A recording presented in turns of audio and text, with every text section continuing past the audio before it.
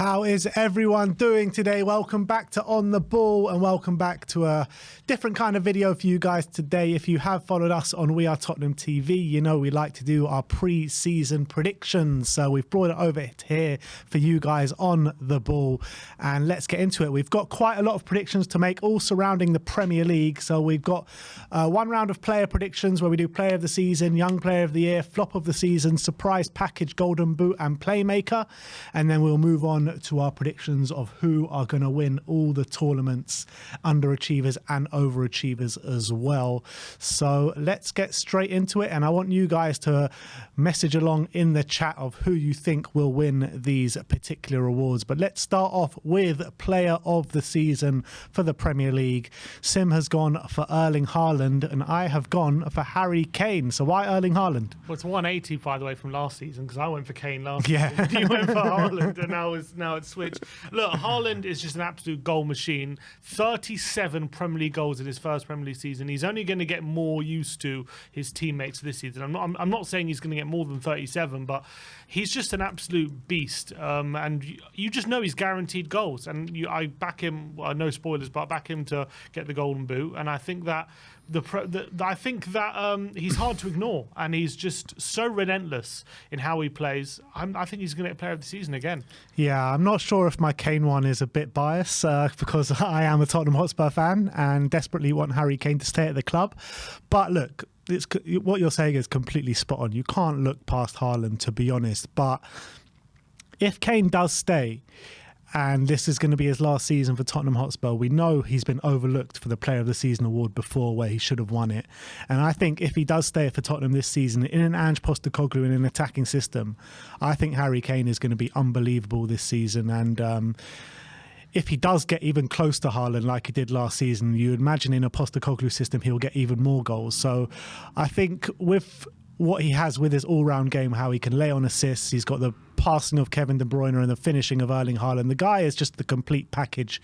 And I think if he does stay at Tottenham, I think he will be in the running. And I think he could pip it if Spurs have a good season. So I've gone for Harry Kane. Sim's gone for Erling Haaland. Let's move on to young player of the season. I've gone for Phil Foden in this one. Sim's gone for Gvardiol, the new signing for Man City. I mean, my thinking behind Phil Foden is that he didn't play anywhere near enough as much as he would have liked to have play in the previous season. And I just got a feeling how Pep likes to change it up season on, season out. I think Foden is going to be very key to what Man City are doing this season. He has won this award actually twice before in his career. And I just think the player's talent, he's just got so much talent, too much talent to be put by the wayside like he did do last season, to be honest. And I think with Mahrez going and a couple of players potentially on their way out as well, I don't think Bernardo Silva will actually end up going, to be honest. But I think Foden will be very central to what Man City are doing, and I've got a feeling he could get that Young Player of the Season award. You love Phil Foden. I think you've selected Phil Foden Young Player of the Year like 3 of the last 4 years, I think. I do love Phil Foden. I've gone for one of them was right, though. Yeah, I think one of them was right, to be fair. I've gone for Josko Gvardiol, 21 years of age, coming into this Man City team.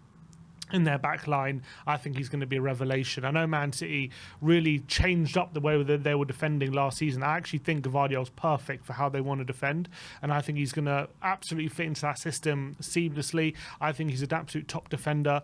I think he can play in that kind of left-back role or in the centre-back role, either one, whichever they prefer. And I think he's going to get a lot of plaudits this season for how he plays. And he's still very young. They've signed him for a big price, but I know it's maybe a lot of going to be a lot of attention, a lot of pressure on his shoulders. But I think he's capable of basically holding that burden. So I reckon he's going to get Young Player of the Year. To be honest, yeah, Gvardiol, I did have Gvardiol written down before I put Phil Foden. I changed it about 3 times, but look, I think Gvardiol is a good shout, to be honest. But let's move on to flop of the season. Sim has gone for Harvey Barnes here. I've gone for Kai Havertz. Yeah, I don't mind Harvey Barnes, but I just think they're going to be very reliant on him next season on the wing. I think he's their big winger signing. They're in the Champions League. I think there's a lot of expectation on him. He had a very good season last season for relegated Leicester, but actually in terms of his underlying statistics and in terms of his general play, he's quite a good goal scorer. But apart from that, I don't think he's a very good dribbler. I actually don't think in general play he's that effective when it comes to his passing game either and setting up chances. And I think Newcastle with their strikers, they like wingers who like to set chances up for them. And I think Harvey Barnes, unless he's going to match his goal tally from last season, which I am doubting, I think his goal tally is going to reduce. I think his goal contributions are going to reduce. And they did sign him for about 40 million. I just don't think he's going to be able to live up to expectations. Interesting. I actually think Harvey Barnes is going to have a good season. I think he's had a couple of good performances in pre-season already, but Sim's gone for Harvey Barnes. I've gone for Kai Havertz, big money signing for Arsenal from Chelsea. Obviously didn't have the greatest of time at Chelsea, to be honest. And when you're looking at how he's going to fit into the Arsenal team, I think that actually Arteta could have a good plan for him if he was playing in midfield. First 2 months, though, with Gabriel Jesus injured, I think he'll probably be pushed up to the false number 9 role. I don't really think he's going to hit the ground running there. And then when he does go back to midfield, I'm just not 100% sure that Havertz is going to have the greatest of season. I don't really rate him that highly, to be honest. And for the money that they signed him for, I just got a feeling people are going to call him a flop by the end of the season. So like they did at Chelsea, to be honest. So I have gone for flop of the season, going for Kai Havertz. Again, no bias included there. I'm undecided on Havertz. It depends if they can get him playing the role he played for Leverkusen or if he's going to continue playing that role he played for Chelsea, which I don't think he's suited to. But if he can play that midfield role that he did at Leverkusen, if Arteta can incorporate that, I think it could be a good signing. But other than that, yeah, I think you might be right. Next up, surprise package of the season. This is a player who, not many people are thinking they're going to have a good season, but us, particularly think that they're going to be surprising a lot of people this season. Sim's gone for Jadon Sancho. I've gone for Nicholas Jackson of Chelsea. Brand new signing in there. I mean, he didn't score that many goals for Villarreal over the past couple of seasons. Last year he got respectable 12 goals, to be honest, but that's not like what you would think, 12 goals and come into the Premier League and really hit the ground running and score plenty of goals. But I think that's Man United. Yeah, I know, but I think with Nicholas Jackson, I think the attributes that he does have, I think is going to fit the Poch system absolutely perfectly. And Kunku's out for the first 3 months of the season, so it's going to fall on Jackson to hit the ground running and get goals. And I think he's going to do that. I've been so impressed with what I've seen from him in pre-season. He looks big, physical, very fast, knows how to finish as well. He's got a few assists to his name in pre-season as well. And I think he's a player that Poch is going to absolutely adore. I don't think Chelsea are going to have the best of seasons, but I think that Jackson could be a shining light in it. I think when you're looking at Chelsea and how they're going to shape up this season, I do think they need to really bolster that midfield if they're going to have a top season. But I think Jackson is going to be a shining light there. Yeah, I've gone for Jadon Sancho. I think everyone's given up on Jadon Sancho after two really, I would say, mediocre is a nice word for how he's been at Man United so far. But I really think since he had that break last season, I'm liking what I saw at the end of last season with Jadon Sancho. Also in pre-season, he's looking a lot sharper, a lot more confident. And although, you look at the United lineup and they've just signed Højlund for big money and you're thinking, where's he going to fit in? I do think next season that he's going to get plenty of game time. I think he can, because he's versatile, he can play on the left, right or centre, although Ten Hag is saying he actually wants to see him more central this season, which would be interesting. I think with Højlund coming in, he's going to want to ease the burden on him as well. He doesn't want him to basically have all the pressure. So I think Sancho's going to get plenty of minutes, and I'm backing him to have a good season. I think there's still a brilliant player in there, and I think everyone's kind of forgotten about him, but I'm backing him to come back with a bang this season. All right, you know what? I agree with that totally, to be honest. I think Sancho is going to have a good season. I think one reason or another that it didn't go right for him, especially last season, was out of the team for a while. He wasn't getting himself fit enough, but apparently he's come back fitter than ever after this pre-season, and I think it's a big season ahead for Jadon Sancho. I completely agree. Next up, the Golden Boot, and it's no secret who we picked. I mean, it's no surprise who we picked. Erling Haaland for both of us. Got the record number of Premier League goals last season. Even if he matches that, obviously he's going to get the Golden Boot. But even if he gets like 10 goals below that, he'll probably still win the Golden Boot. So yeah, brilliant player, Erling Haaland, obviously. He's just a machine. The only thing that could stop him is injuries. And even then, you could probably only play 19 games and still get 30 goals, knowing Erling Haaland and his unbelievable goal record. You can't look past him. He's an astonishing goal scorer. So relentless, so physical. how can you look past him after 37 goals last season? Yeah.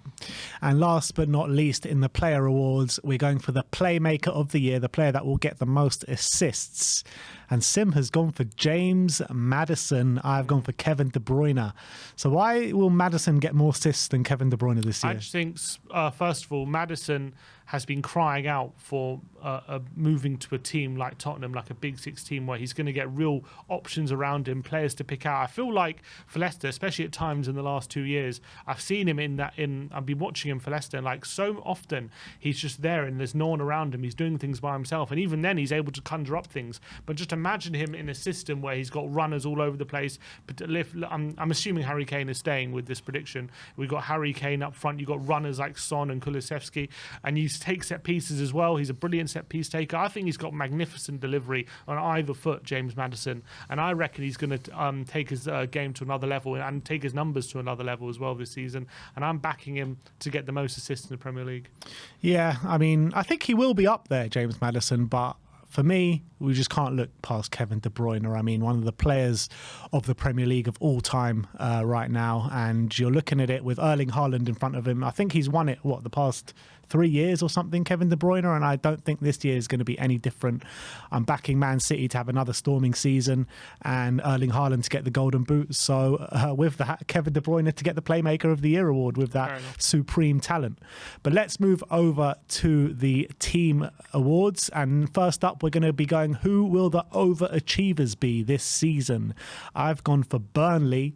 Sim has gone for Bournemouth. And my thinking behind Burnley, I was really impressed with the way they played their football last year under Vincent Kompany, and I think if they can finish anywhere between like 9th to 11th or 12th, that will be a massive overachievement for a team like Burnley. I think Vincent Kompany came in and completely switched up the way they play, and they won the championship with aplomb, really did batter everyone in their path. And I got a feeling that they might surprise a few people this year in the Premier League. Yeah, I've gone for Bournemouth, and I'm backing them to get a place near the top half this season. I really like the appointment of Iraola. I think he was doing a brilliant job before when they got him, and I think he's going to bring a more attacking style, which I think is actually suited to a lot of their players. I think I've done some really good business this summer as well, with the likes of Justin Kluivert coming in and Favre, the right winger, and added to that some of the attacking signings they made last January, like Utara, Traore, I think Jadon Anthony. He's not a signing, but he's also a really good winger as well. I think Iraola is really going to bring them on, and they've got that fighting spirit that showed last season as well. If they incorporate that and that kind of never say die attitude, and like fighting when their backs are against the wall, add a bit of flair and a bit of quality in the way they're set up instead of how they were set up last season, I reckon they're going to surprise a few people. So I'm backing for them to make a case for the top half. And underachievers of the season, I've gone for West Ham. Sim's gone for Fulham. Why Fulham? I think it's not a happy camp right now. I think Mitrovic, as much as he might be staying, I don't think he's staying willingly. I think he's being forced to stay. How that affects him remains to be seen. Marco Silva, there's been rumours swirling around throughout the summer. João Paulinho was their best player last season, arguably, and he's out for a long, extended period of time as well. Willian signed a one-year deal, and then he looks he wants to be off.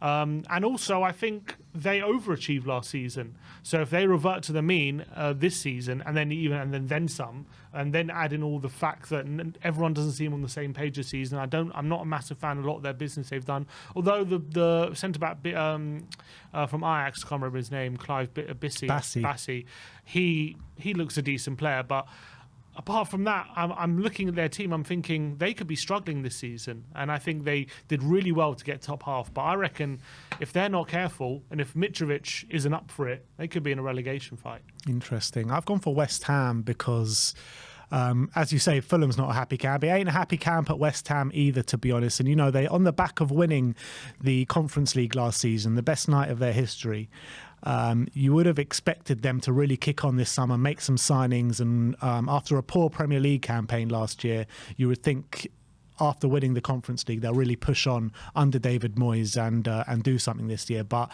I just think Moyes is past his sell-by date at West Ham. I don't think he's going to last the season, and with losing Declan Rice, Antonio wants to leave, Scamacca's left. I just think that they are a bit short for this season so far. Obviously, there's still time. They can make signing, and they are rumoured or on the verge of signing Edson Alvarez. I just think they're very short with a manager that's past his sell-by date, with the power battle going on at the top with Stainton and Moyes as well. I just think West Ham could be in for another relegation battle this year, and I think that'll be a massive underachievement for West Ham after winning the Conference League. Next up, Premier League winner. I mean, is there anyone else to pick? We've both picked Man City here. I think they're going for, what was it, 3 in a row now? No, they're going for 4 in a row now.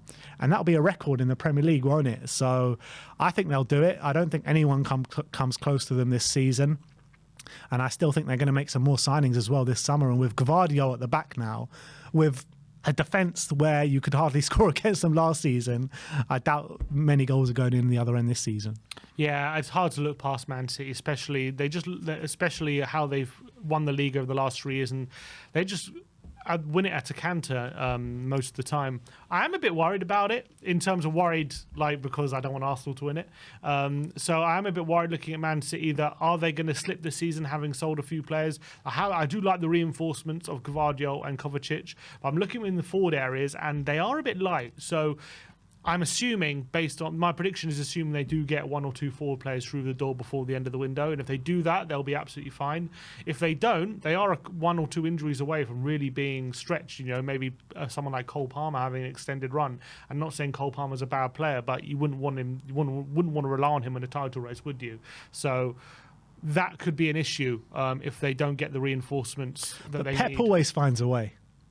He does, but you know, maybe there'll be 1 year where they don't win it. I mean, but who have they lost? It's only Mahrez they've lost, right? Mahrez, Gundogan. They replaced I'm talking about the forward Kovacic. line. In terms of the forward line, they've only lost Mahrez, right? Yeah. Well, yeah, there was talk of Bernardo Silva, but it looks like he's staying. And for me, I mean, they've got players like Phil Foden and Julian Alvarez, who hardly really played last season, and they definitely got enough quality to step up and really stamp the authority for Man City, in my opinion. Yeah, of course they do. Yeah, they're great. I'm not worried about them. I'm worried about because they've got Grealish and they've got Bernardo and they've got Haaland, and then after that you've got Foden. Yeah, but he's more in midfield. Then you've got Foden. You've got Alvarez. It's like they've got some options, I guess, in the forward line. Don't worry about Man City. They got enough options there, trust me. I just think they need another one, basically. But I think they'll be fine. There are rumours that they're going for Elise as well. Exactly. That's why I think so. I think they need him. Let's go to the FA Cup winners. Sim's gone for Liverpool. I've gone for Chelsea. Why Liverpool? I like the business they've done. They attacked their biggest weakness last season, which was their midfield, and got McAllister and Szoboszlai through the door. They have lost Henderson and Fabinho, but they are obviously looking for a reinforcement in defence midfield. And I think I reckon they're going to be pushing Man City next season, especially with that front line they've got. And I think their team was perfect for a cup team. Really attacking, really gung-ho, gets loads of goals. Maybe over the course of a season they might get unstuck, but in a cup run, I'm backing them. Yeah, it's interesting. I mean, I didn't know who to pick between Liverpool and Chelsea. Those are the 2 teams I'm thinking about. I think Liverpool with Europa League football, I got a feeling that they could go on and win that competition in the Europa League.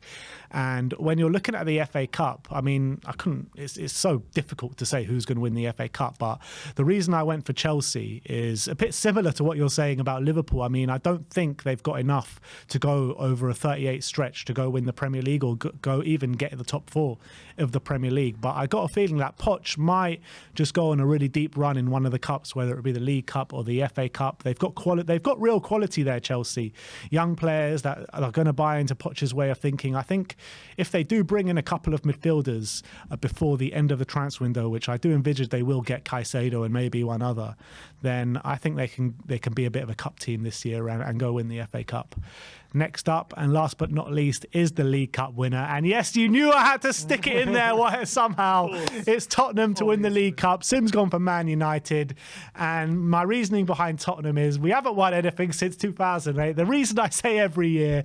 And the League Cup is probably the easiest one of all the trophies to win, and the least games as well to win. And I think with the way Ange likes to play his football, I think it could be quite capable of going to win the League Cup, especially if the draw gets kind to us.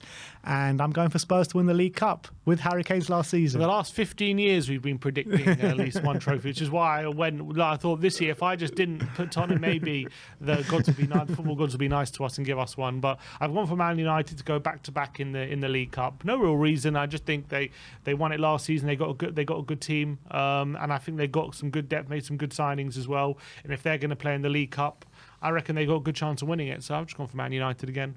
All right, so there you have it. Those are our pre-season predictions for the Premier League. Our Premier League 1 to 20 will be with you soon, and also predictions from around Europe as well. But let me know your predictions in terms of the Premier League in the comments section below, and we'll see you next time.